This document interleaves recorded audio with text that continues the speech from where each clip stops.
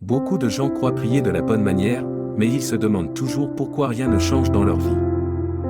Dans cette vidéo, je vais te révéler les erreurs que tu commets peut-être dans ta prière et te montrer comment prier de façon efficace pour obtenir des résultats.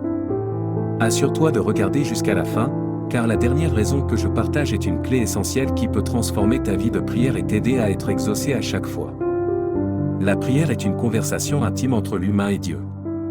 Pourtant, beaucoup d'entre nous prient, mais sans voir les résultats attendus. Pourquoi ?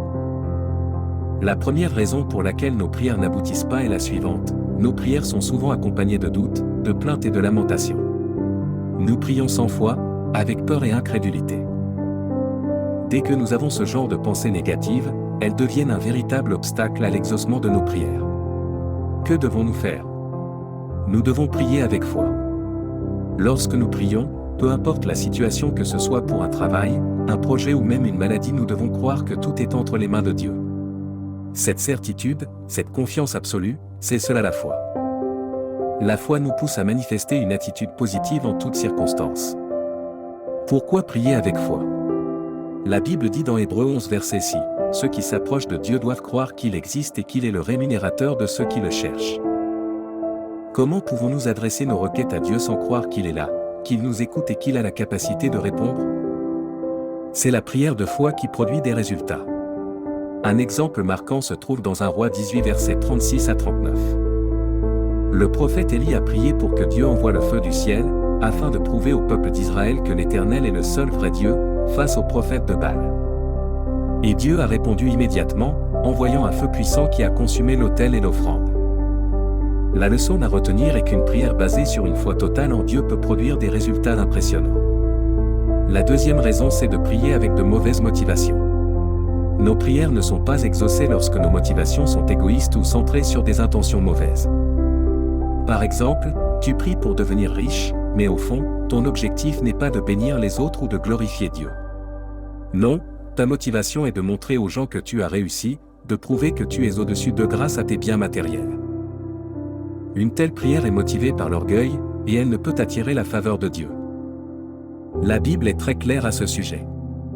Dans Jacques 4 verset 3, il est écrit, « Vous demandez, et vous ne recevez pas, parce que vous demandez mal, dans le but de satisfaire vos passions. » Prenons un exemple concret, imagine une personne qui prie pour obtenir une promotion au travail.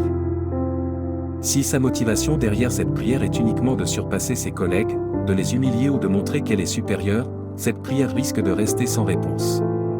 Pourquoi ? Parce que Dieu regarde au cœur, et il ne soutient pas des intentions qui ne sont pas alignées avec son amour et sa justice. Ce qu'il faut faire, c'est de recentrer nos prières sur la volonté de Dieu. Au lieu de prier pour des choses qui nourrissent notre ego, prions pour des choses qui glorifient son nom et qui bénissent les autres. Par exemple, si tu pries pour une promotion, que ce soit pour avoir davantage de moyens pour soutenir ta famille, aider ceux qui sont dans le besoin et accomplir la mission que Dieu a placée dans ta vie. C'est ce type de prière, portée par un cœur humble et sincère, que Dieu exauce. La troisième raison, c'est l'absence de persévérance.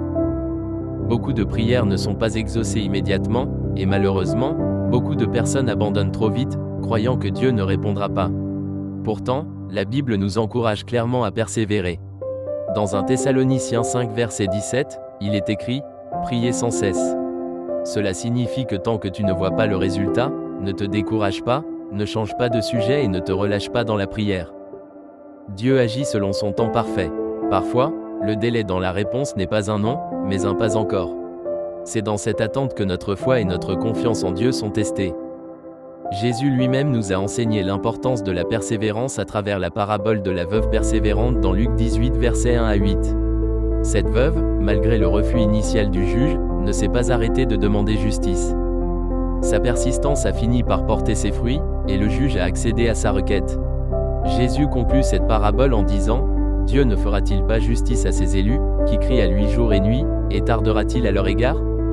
Prenons un exemple de la vie courante, imagine un étudiant qui prie pour réussir un examen important.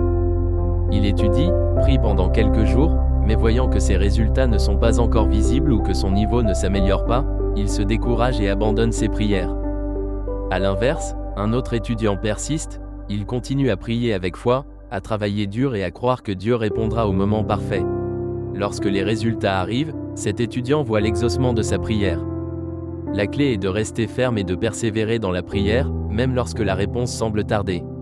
Dieu ne nous oublie pas. Sa réponse arrive toujours au bon moment, mais nous devons lui faire confiance et ne pas abandonner.